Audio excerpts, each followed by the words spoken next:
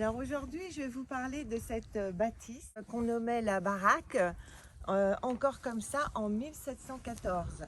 C'est l'endroit où habitaient les fermiers qui géraient et administraient les biens de l'archevêque d'Aix, seigneur du Puy.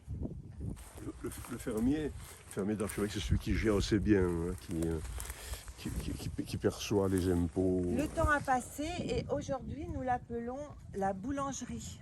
La boulangerie sans doute parce qu'il y avait à l'intérieur, enfin il y a à l'intérieur, un assez grand four.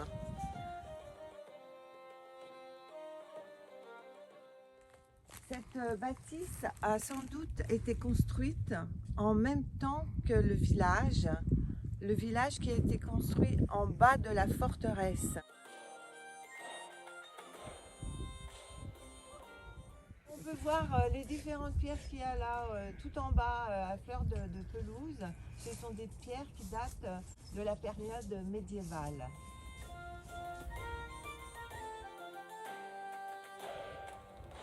Cette forteresse qui a été démantelée en 1596 par ordre du Parlement.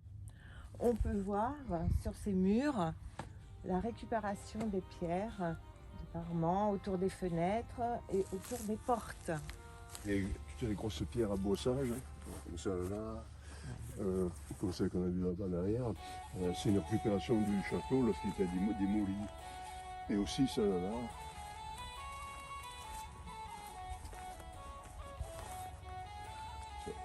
Celles-là qui sont taillées.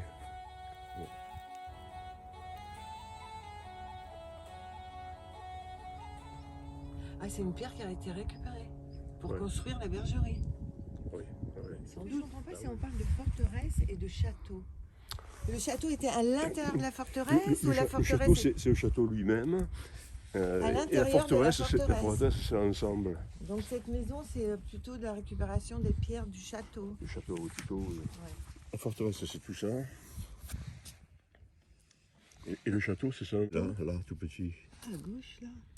Et la forteresse, c'est ensemble, avec le village au milieu, mais il n'y a pas de maison.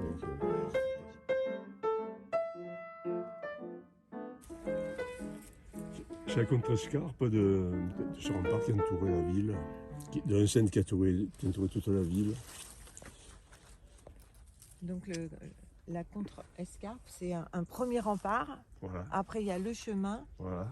et le rempart. Alors, bien sûr, c'est un peu plus haut, bien sûr. Hein. Oui. Là, c'est vraiment les restes, ça. Après 1596, quand le château est détruit, la forteresse est détruite et forcément on récupère les pierres. Ça a été habité, mais jusqu'au tremblement de terre, jusqu'en 1909. Et après, tout a été abandonné. Tous les gens sont partis parce que, comme le village était créé en bas dans la plaine, les gens se sont dit c'est plus commode d'habiter dans la plaine, où il y avait la mairie, l'église. Qui était déjà Il y construit. avait tout, ben oui. Ouais. Et à ce moment-là. Là, le tremblement de terre a peut-être fait beaucoup de mal. Hein. Oui, oui, puis, parce qu'en 14, il y avait encore des gens qui habitaient là en 1914. En 1914, il y a l'histoire d'un soldat qui est revenu de la guerre, il est arrivé là, et puis il s'est aperçu que tout était abandonné.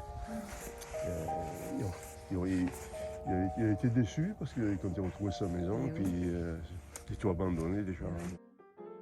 Voilà, je vous remercie de votre écoute et je vous dis la prochaine fois pour une nouvelle page d'histoire.